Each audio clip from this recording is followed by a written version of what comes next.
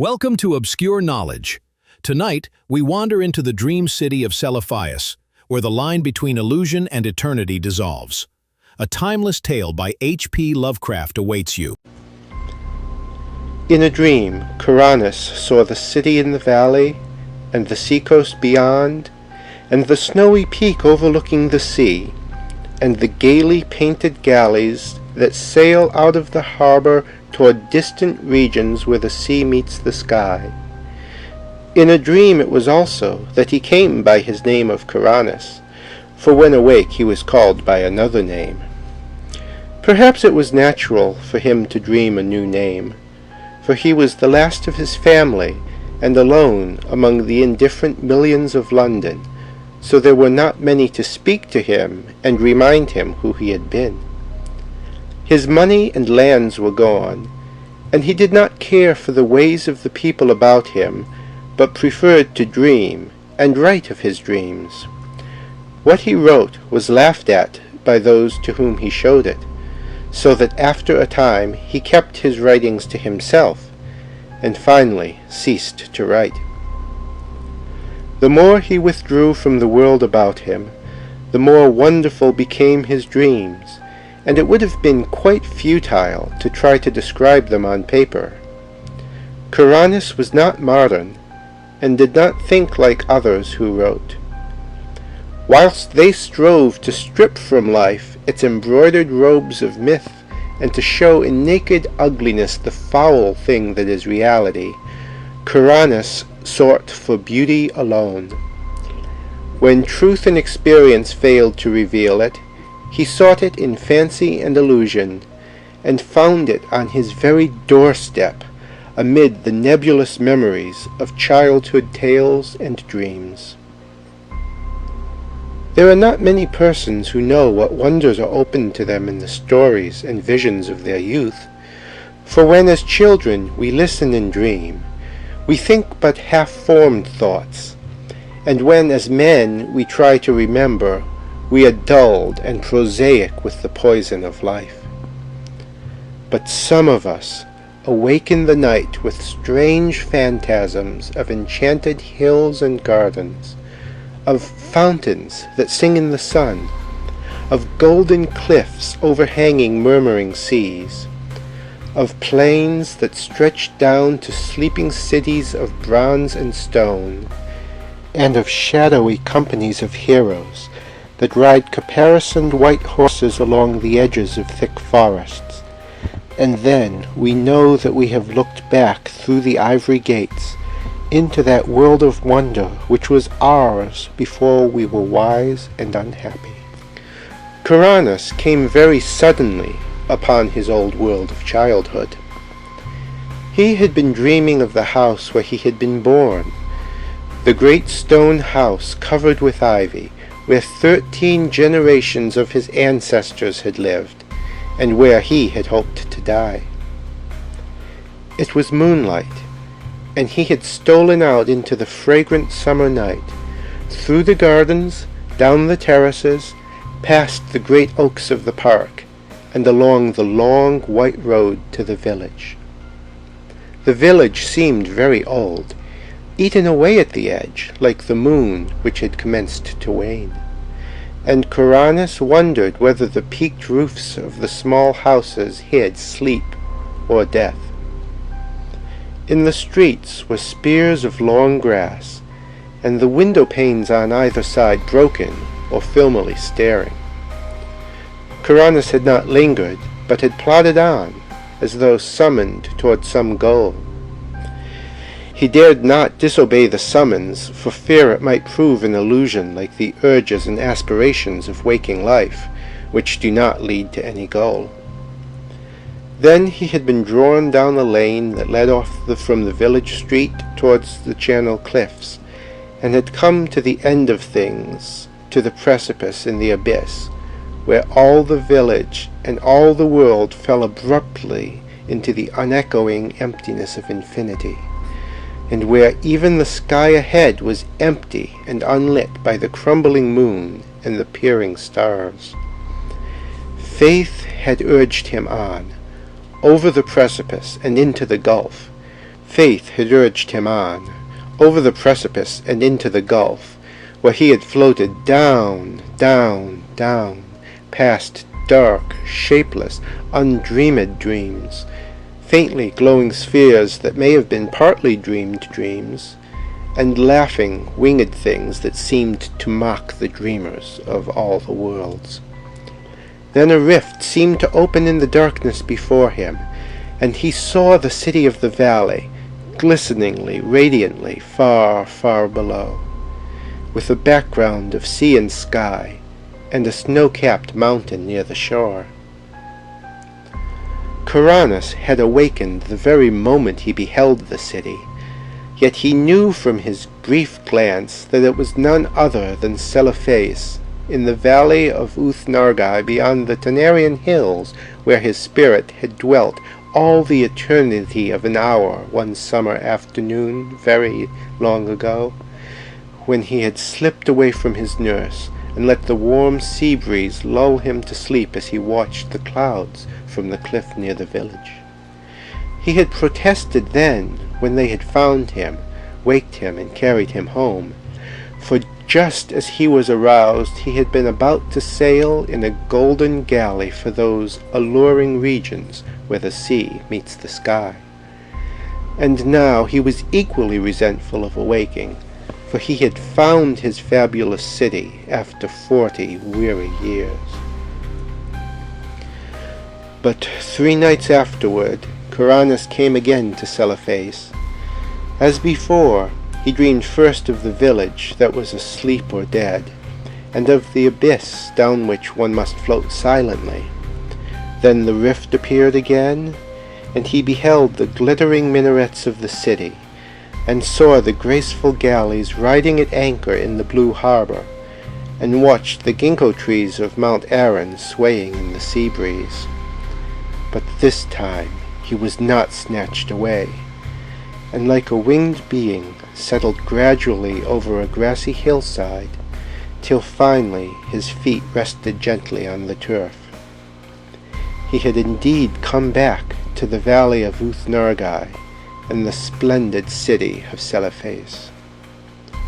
Down the hill, amid scented grasses and brilliant flowers, walked Kuranes, over the bubbling Naraxa on the small wooden bridge where he had carved his name so many years ago, and through the whispering grove to the great stone bridge by the city gate. All was as of old, nor were the marble walls discolored, nor the polished bronze statues upon them tarnished, and Kuranes saw that he need not tremble lest the things he knew be vanished, for even the sentries on the ramparts were the same, and still as young as he remembered them. When he entered the city, past the bronze gates and over the onyx pavements, the merchants and camel drivers greeted him as if he had never been away. And it was the same at the turquoise temple of Hath-Northath, where the orchid-wreathed priests told him that there is no time in Uth-Nargai, but only perpetual youth. Then Kuranes walked through the street of pillars to the seaward wall, where gathered the traders and sailors, and strange men from the regions where the sea meets the sky. There he stayed long, gazing out over the bright harbor where the ripples sparkled beneath an unknown sun, and where rode lightly the galleys from far places over the water. And he gazed also upon Mount Aran, rising regally from the shore, its lower slopes green with swaying trees, and its white summit touching the sky. More than ever Kuranes wished to sail in a galley to the far places of which he had heard so many strange tales, and he sought again the captain who had agreed to carry him so long ago. He found the man, a Thebe, sitting on the same chest of spice he had sat on before, and the Thebe seemed not to realize that any time had passed. Then the two rowed to a galley in the harbor, and giving orders to the oarmen, commenced to sail out into the billowy Serenarian sea that leads to the sky. For several days they glided undulatingly over the water, till finally they came to the horizon where the sea meets the sky. Here the galley paused not at all, but floated easily in the blue of the sky among fleecy clouds tinted with rose. And far beneath the keel, Kuranes could see strange lands and rivers and cities of surpassing beauty, spread indolently in the sunshine, which seemed never to lessen or disappear.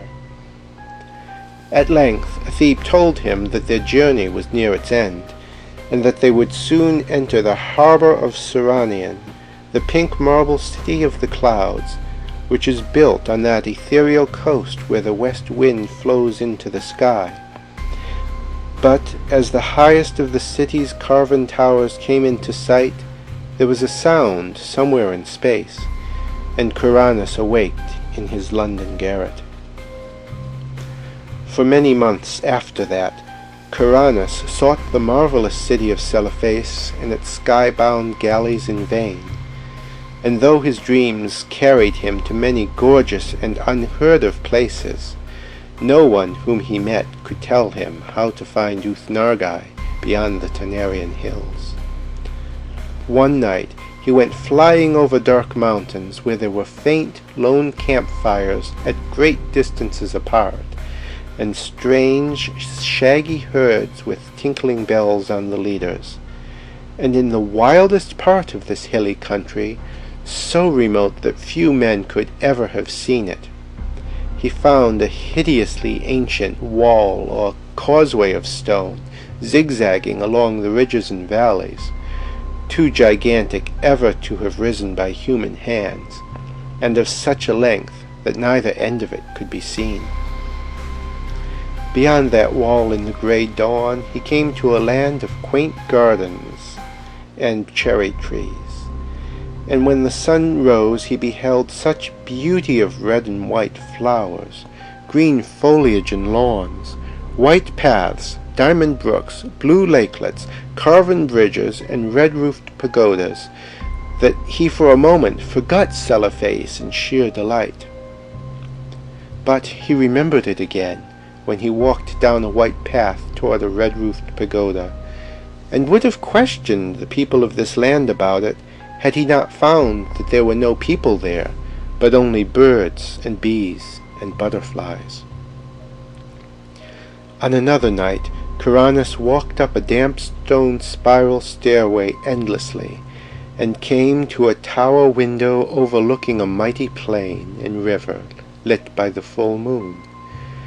And in the silent city that spread away from the river bank he thought he beheld some feature or arrangement which he had known before. He would have descended and asked the way to Uthnargai, had not a fearsome aurora sputtered up from some remote place beyond the horizon, showing the ruin and antiquity of the city, and the stagnation of the reedy river, and the death lying upon that land, as it had lain since King Kynaratholis came home from his conquests to find the vengeance of the gods. So Kuranes sought fruitlessly for the marvelous city of Celephais and its galleys that sailed to Surreal in the sky, meanwhile seeing many wonders, and once barely escaping from the high priest not to be described, which wears a yellow silken mask over its face, and dwells all alone in a prehistoric stone monastery in the cold desert plateau of Leng. In time, he grew so impatient of the bleak intervals of the day that he began buying drugs in order to increase his periods of sleep. Hashish helped a great deal, and once set him to a part of space where form does not exist, but where glowing gases study the secrets of existence. And a violet-colored gas told him that this part of space was outside what he had called infinity. The gas had not heard of planets and organisms before, but identified Kuranes merely as one from the infinity where matter, energy, and gravitation exist. Kuranes was now very anxious to return to minaret-studded Celephais, and increased his doses of drugs. But eventually he had no more money left, and could buy no drugs. Then one summer day he was turned out of his garret, and wandered aimlessly through the streets, drifting over a bridge to a place where the houses grew thinner and thinner. And it was there that fulfillment came, and he met the cortege of knights come from Celephais to bear him thither forever. Handsome knights they were, astride roan horses and clad in shining armor, with tabards of cloth of gold curiously emblazoned. So numerous were they that Kuranes almost mistook them for an army, but they were sent in his honor, since it was he who had created Uth-Nargai in his dreams, on which account he was now to be appointed its chief god for evermore. Then they gave Kuranes a horse and placed him at the head of the cavalcade, and all rode majestically through the downs of Surrey, and onward toward the region where Kuranes and his ancestors were born. It was very strange, but as the riders went on they seemed to gallop back through time. For wherever they passed through a village in the twilight, they saw only such houses and villages as Chaucer or men before him might have seen, and sometimes they saw knights on horseback with small companies of retainers. When it grew dark they travelled more swiftly, till soon they were flying uncannily as if in the air. In this dim dawn they came upon the village which Kuranes had seen alive in his childhood, and asleep or dead in his dreams. It was alive now, and early villagers curtsied as the horsemen clattered down the street and turned off into the lane that ends in the abyss of dreams. Kuranes had previously entered that abyss only at night, and wondered what it would look like by day, so he watched anxiously as the column approached its brink. Just as they galloped up the rising ground to the precipice, a golden glare came somewhere out of the west and hid all the landscape in effulgent draperies. The abyss was a seething chaos of roseate and cerulean splendor, and invisible voices sang exultantly as the nightly entourage plunged over the edge, and floated gracefully down past glittering clouds and silvery coruscations. Endlessly down the horsemen floated, their chargers pawing the ether as if galloping over golden sands, and then the luminous vapors spread apart to reveal a greater brightness, the brightness of the city Celephais, and the sea-coast beyond, and the snowy peak overlooking the sea, and the gaily painted galleys that sail out of the harbor toward distant regions where the sea meets the sky. And Kuranes reigned thereafter over Uth-Nargai and all the neighboring regions of dream, and held his court alternately in Celephais and in the cloud-fashioned Seranian. He reigns there still, and will reign happily forever, though below the cliffs at Innsmouth the channel tides played mockingly with the body of a tramp who had stumbled through the half-deserted village of Dawn, played mockingly, and cast it upon the rocks by ivy-covered Trevor Towers, where a notably fat and especially offensive millionaire brewer enjoys the purchased atmosphere of extinct nobility.